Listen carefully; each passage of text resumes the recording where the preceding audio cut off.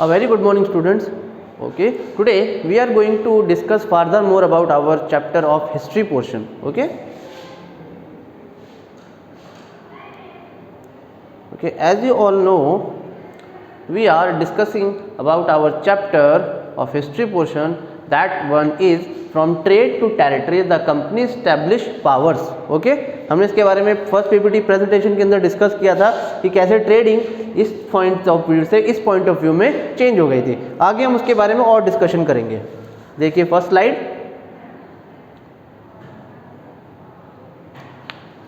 Here is the first slide.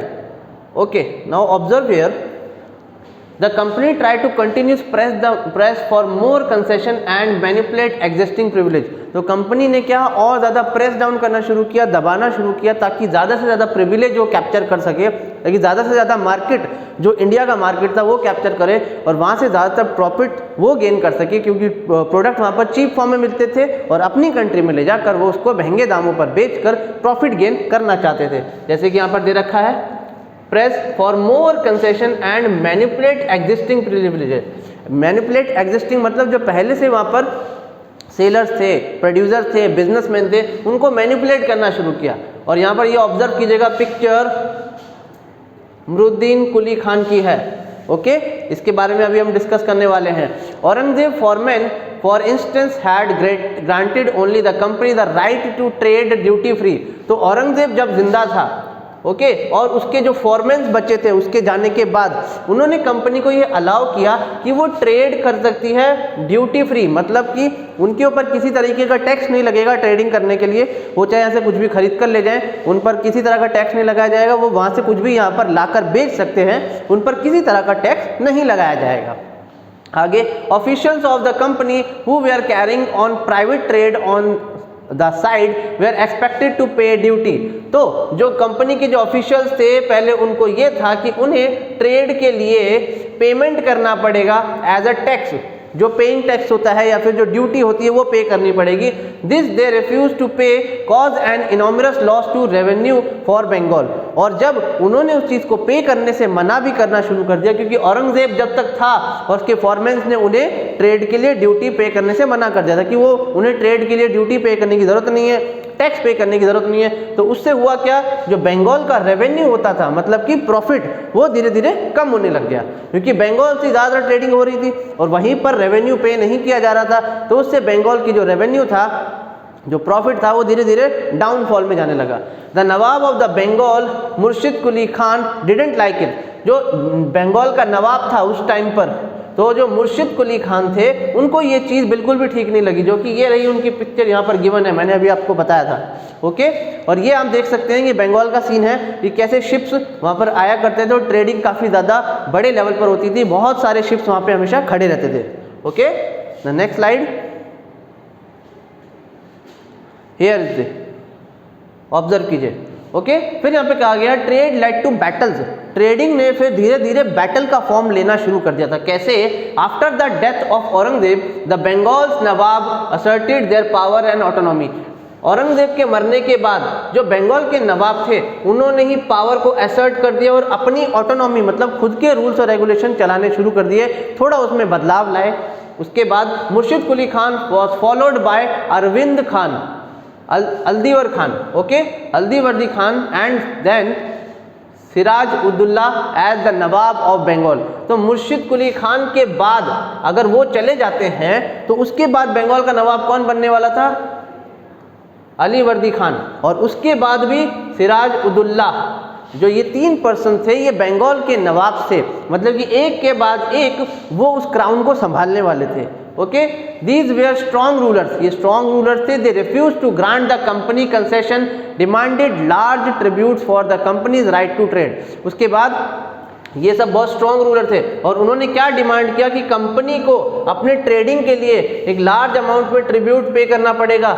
Okay, Bengal के development के लिए उन्हें टैक्स भी पे करना पड़ेगा, जितनी भी वो ट्रेडिंग करेंगे उस ट्रेडिंग के लिए उन्हें टैक्स पे करना पड़ेगा, जितने भी वो यहाँ से चीज़ें खरीदेंगे उसी फिक्स अमाउंट के लिए, और उसी फिक्स अमाउंट के लिए उनको उतना ही पेमेंट भी करना पड़ेगा। जो भी वो अपनी कंट्री से लाकर यहाँ पे बेचेंगे उसके लिए भी उन्हें पेमेंट करना पड़ेगा और ड्यूटी भी पे करनी पड़ेगी। Denied in any rights of mint coin and stopped it from extending its fortification। और उन्होंने डिनाई कर दिया कि वो मिंट कॉइन में पेमेंट नहीं लेंगे। मिंट कॉइन क्या, वो कॉइन्स होते हैं जो कि किसी कंट्री का नाम और उस पर चीज़ें लिखी हुई रहती हैं, ओके, उस पर डिटेल्स लिखी रहती है, वहाँ पे सिंबल रहता है, नाम लिखा रहता है, ईयर लिखी रहती है, ये डिफरेंट चीज़ें। उन्होंने मना कर दिया कि वो इन कॉइन्स को एक्सेप्ट नहीं करेंगे और उनका फोर्टिफिकेशन जो हो रहा था, मतलब कि वो फल फूल रहे थे, अंग्रेज जो थे, जो ब्रिटिश, जो ईस्ट इंडिया कंपनी थी, वो वहाँ पे फोर्टिफाइड हो रही थी, बंगाल के अंदर डेवलप करती जा रही थी, तो वो उस चीज़ को रोकना चाहते थे क्योंकि उन्हें ये चीज़ सही नहीं लग रही थी कि जो ईस्ट इंडिया कंपनी है इतना ज़्यादा डेवलप कर रही है। Accusing the company of dissent, they claimed that company was depriving the Bengal government of huge amount of revenue and undermining the authority of the Nawab। तो उनका मानना ऐसा था कि जो कंपनी है वो बंगाल के जो अमाउंट ऑफ रेवेन्यू है उसको धीरे धीरे कम करती जा रही है क्योंकि वो यहाँ से चीज़ें बहुत सस्ते में खरीदते हैं, लार्ज अमाउंट में खरीदते हैं और उसके लिए वो टैक्स भी पे नहीं करते, बिना टैक्स पे किए वो ले जाते हैं और अपने कंट्री में ले जाकर उससे प्रॉफिट गेन करते हैं, जिससे बंगाल का जो रेवेन्यू था वो धीरे धीरे कम हो रहा था। दूसरा, वो अंडरमाइन करते हैं, मतलब कि जो बंगाल के नवाब हैं उनकी बात को अनसुना कर देते हैं या फिर सीरियसली नहीं ले रहे हैं। इट वॉज रिफ्यूज टू पे टैक्स, उन्होंने टैक्स भी पे करने से मना कर दिया। राइटिंग डिसरिस्पेक्टफुल लेटर्स, वो ऐसे डिसरिस्पेक्टफुल लेटर्स लिखते थे बंगाल के नवाब को, and trying to humiliate the nawab and his officials, और नवाब और उनके ऑफिशियल्स को ह्यूमिलेट करते थे, परेशान करते थे। ओके, आगे देखिए।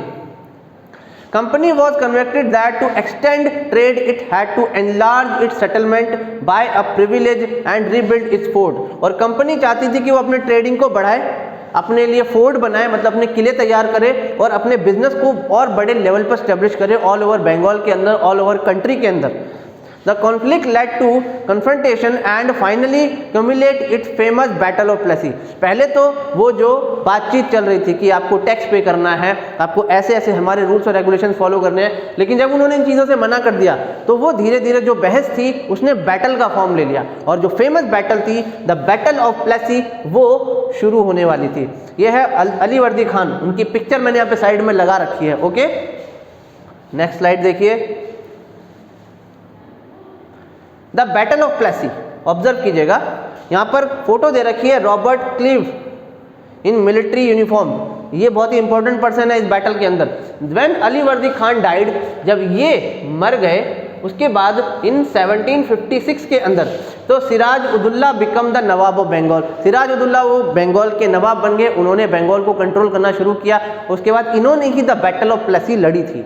Okay, the company was worried about his power and knee on puppet ruler who would willing give trade concession and other privilege। तो कंपनी इसकी पावर को लेकर थोड़ी परेशान हुई और उन्हें यह था कि वो अब एक पपेट रूलर की तरह नहीं रहेगा, मतलब कि कंपनी का मानना यह था कि जो इंडिया के नवाब हैं, किंग और क्वींस हैं, वो उनको एज अ पपेट यूज करेंगे कि वो उनके लिए काम करें, उन पर ट्रेडिंग के लिए कोई टैक्स नहीं लगाए, कोई कंसेशन नहीं लगाए और उनको इजीली ट्रेडिंग करने दें इंडिया के अंदर और यहाँ से ढेर सारी चीज़ें खरीद कर ले जाने दें और उसके बदले उन्हें कुछ पे भी नहीं करना पड़े, तो वो उनको एज अ पपेट यूज करना चाहते थे। तो अली वर्दी खान इस तरीके से पपेट की तरह यूज नहीं हो रहा था। उसके बाद सिराज उदौला ने भी उनका अपोज करना शुरू कर दिया। ओके, तो उसके बाद वो चाहते थे कि वो प्रिविलेज जो अदर रूलर्स हैं उनको भी कंट्रोल कर सके, लेकिन धीरे धीरे चीज़ें और ख़राब होती जा रही थी, बैटल का फॉर्म ले रही थी। Siraj Uddaula asked the company to stop meddling in the political affairs of his domination. Siraj Uddaula ने कहा कि कंपनी अपनी ये चीज़ें बंद करे कि वो मेरे पॉलिटिकल अफेयर्स के अंदर इंटरफेयर करती हैं, मेरे पॉलिटिकल रूल्स के अंदर इंटरफेयर करते हैं, उन्हें रोकते हैं, उन्हें तोड़ रहे हैं और मेरे रूल्स और रेगुलेशंस को नहीं मान रहे। ओके, तो फिर स्टॉप फोर्टिफिकेशन, अपने आप को बढ़ाना बंद करें, जितनी आपकी बाउंड्रीज दे रखी हैं हम उतने में ही काम करेंगे। एंड पे द रेवेन्यू पे किया जाए, ये उसकी कुछ डिमांड्स थी। फिर नेगोशिएशन फेल, जो नेगोशिएशन था वो फेल हो गया। The nawab march with 30,000 soldiers to the English factory at Kasim Bazar. फिर जो सिराज उदौला थे वो 30,000 सोल्जर्स के साथ उन्होंने मार्च किया और वो कहाँ गए? कशीम बाजार गए, जहाँ पर इंग्लिश जो थी, इंग्लिश कंपनी या फिर ईस्ट इंडिया कंपनी, उसकी एक फैक्ट्री थी। Okay, capture the companies officials को उन्होंने पकड़ लिया। लॉक्ड द वेयर हाउस को लॉक कर दिया जहाँ पे सामान रखा रहता है। डिसआर्म द ऑल इंग्लिशमैन, सारे इंग्लिशमैन से उनके हथियार ले लिए, उन्हें डिसआर्म कर दिया। एंड ब्लॉक्ड इंग्लिश शिप्स, और जो इंग्लिश शिप्स आते थे उनके रास्ते भी ब्लॉक करवा दिए। Then he march to Calcutta to establish control over the company's fort. फिर वो कैलकाटा की तरफ मार्च कर गए ताकि वो कंपनी का जो फोर्ट है वहां पर उसको भी कैप्चर कर सके, अपने अंडर में ले सके। Companies official in Madras send force under the command of Robert Clive. ध्यान दीजिएगा, ये रहे रॉबर्ट क्लाइव के अंडर में फिर मद्रास से फोर्स भेजी गई ताकि वो सिराज उदौला को रोक सके। एंड रीइंफोर्समेंट भी आई। कैसे? नेवल शिप, मतलब कि शिप्स में बैठकर और फोर्स को भेजा गया। Prolonged negotiation with the Nawab followed. फिर वापस से एक छोटा सा नेगोशिएशन किया गया। फिर देन फाइनली 1757 के अंदर Robert Clive led the company's army against the Siraj Uddaula at Plassey. Plassey एक जगह है। फिर इन्होंने ब्रिटिश सोल्जर्स को लेड किया और प्लेसी में वो बैटल लड़ी गई 1757 के अंदर। ओके, आगे देखिए।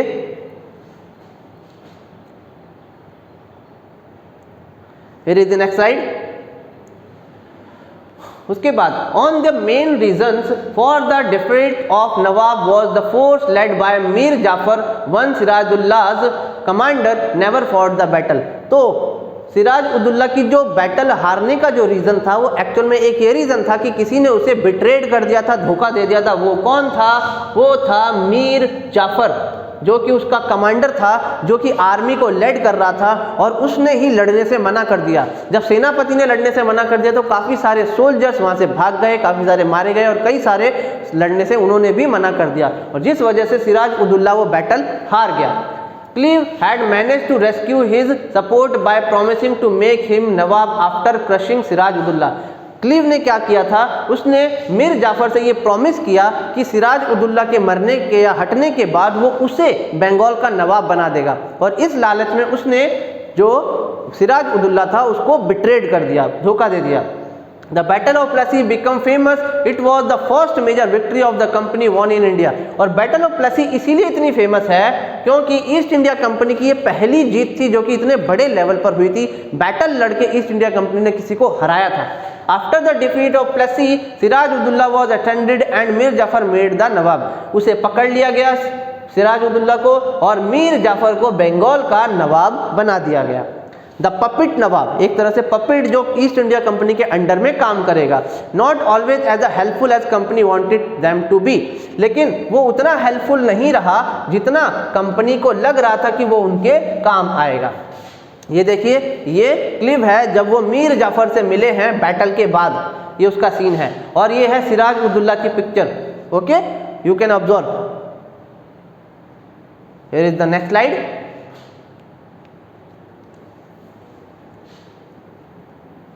Okay, when Mir Jafar protested, the company disposed him and installed Mir Qasim in his place। जब मीर जाफर ने भी प्रोटेस्ट किया क्योंकि वो ईस्ट इंडिया कंपनी के रूल्स और रेगुलेशंस और उनकी चीज़ों से परेशान हो गया था, उसके बाद कंपनी ने उसे भी डिस्पोज ऑफ कर दिया, हटा दिया और उसकी जगह मीर कासिम को बिठा दिया उसकी जगह पर एज अ बंगाल्स नवाब।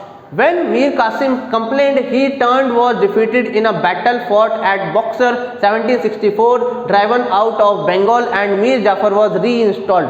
उसके बाद मीर कासिम ने जब कंप्लेंट की और वो भी इंग्लिश ईस्ट इंडिया कंपनी के अगेंस्ट गया तो फिर एक और बैटल लड़ी गई जो थी बैटल ऑफ बक्सर, जो 1764 में लड़ी गई थी और वहाँ पर मीर कासिम हार गया, उसे मार दिया गया और उसके बाद वापस से मीर जाफर को ही वहाँ का नवाब बना दिया गया। देखिए, द नवाब हैड टू पे 55 लाख, नवाब have to pay 5 lakh every month, but the company wanted more money to finance its war and met the demand of trade and its other expenses. तो जो नवाब थे बंगाल के वो 5 लाख पर मंथ पे करते थे उस टाइम पर 5 लाख पर मंथ पे किया जाता था, लेकिन कंपनी को और चाहिए था, वो उनको और फाइनेंस के लिए डिमांड करते थे, वॉर लड़ने के लिए उन्हें पैसे चाहिए थे, अपने ट्रेडिंग डिमांड्स को पूरा करने के लिए और उनके अदर एक्सपेंसेस, वो अपने सारे खर्चे इंडिया से ही कवर कर रहे थे। It wanted more territories and more revenues, उन्हें और टेरिटरी चाहिए थी बंगाल के अलावा और उससे और रेवेन्यू आता। By the time Mir Jafar died in 1765 में मीर जाफर मर गया और कंपनी का माइंड चेंज हुआ। उन्होंने ये सोचा कि जो पपेट रूलर्स हैं ये फेल हो जाते हैं, तो उन्होंने ये डिसाइड किया, जो क्लीव थे उन्होंने ये डिक्लेयर किया कि वो अब खुद नवाब बन जाएंगे, मतलब बंगाल के नवाब अब ईस्ट इंडिया कंपनी का कोई ऑफिशियल होगा। ओके, आगे देखिए, in 1765 the Mughal emperor appointed the company as the diwan of the province of Bengal. उसके बाद जो मुगल एम्परर थे लास्ट, जो उस टाइम पे चल रहे थे 1765 में, उन्होंने ईस्ट इंडिया कंपनी के किसी एक ऑफिशियल को बंगाल का दीवान या दीवानी घोषित कर दिया, मतलब कि नवाब कहा जाता था। Diwani allowed the company to use vast revenue and resources of Bengal. उसके बाद बंगाल के जितने भी रिसोर्सेज थे वो ईस्ट इंडिया कंपनी को फ्रीली यूज करने के लिए मिल गए। ओके, व्हाट माय पॉइंट, ये देखिए, ये है मीर कासिम, उसकी पिक्चर है, और ये बैटल ऑफ प्लासी की कुछ पिक्चर्स लगा रखी है मैंने यहाँ पर। Okay, you can observe. Here is the next slide.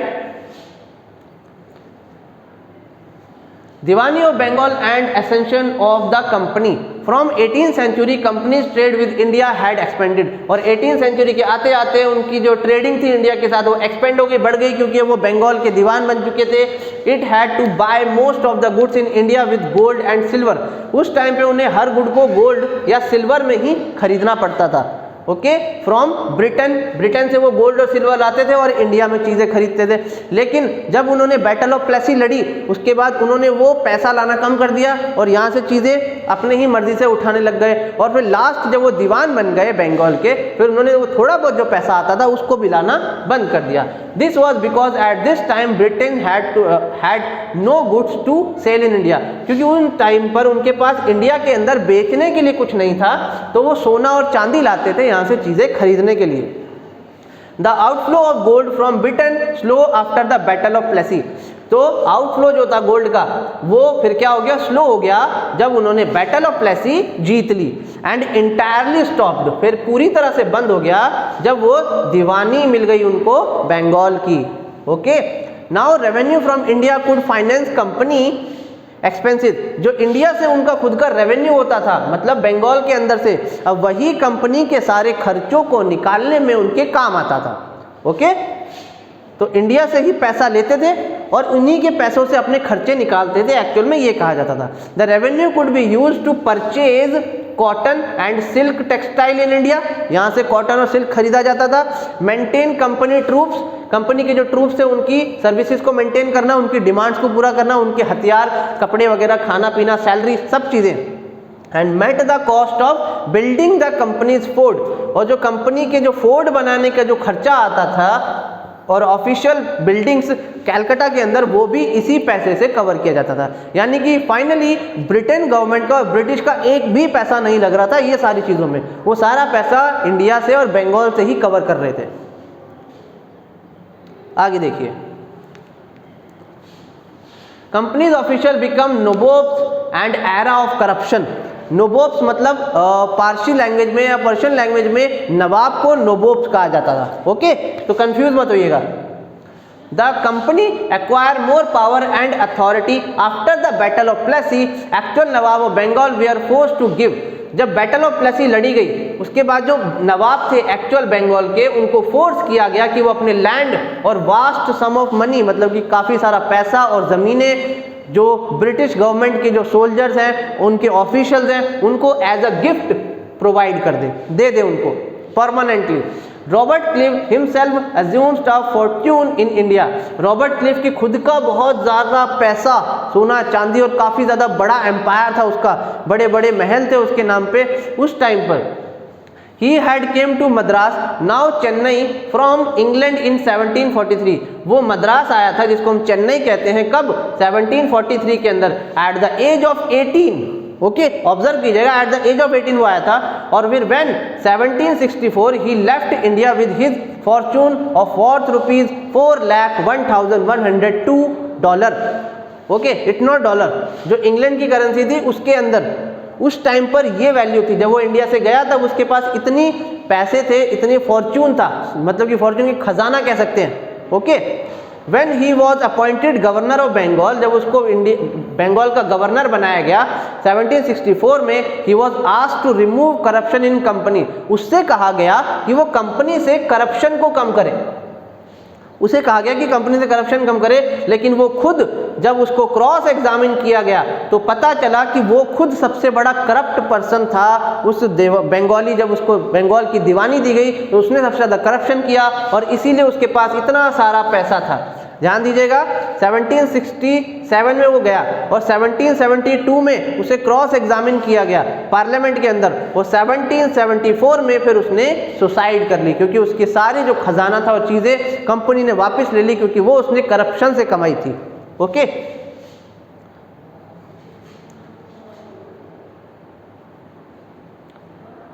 And here is the last slide, observe कीजिएगा।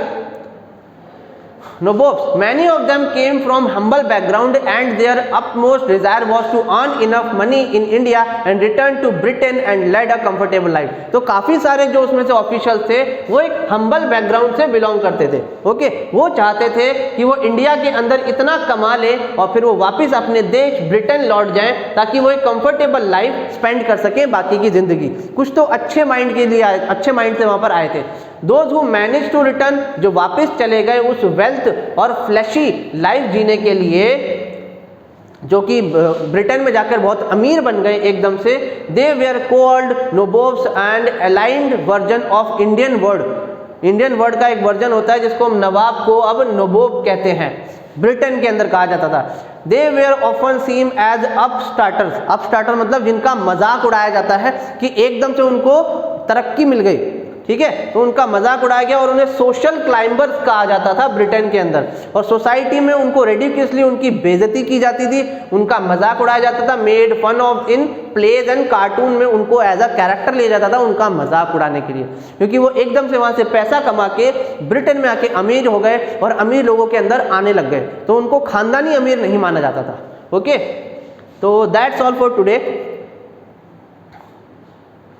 आज की प्रेजेंटेशन यहीं पे खत्म करते हैं and have a good day.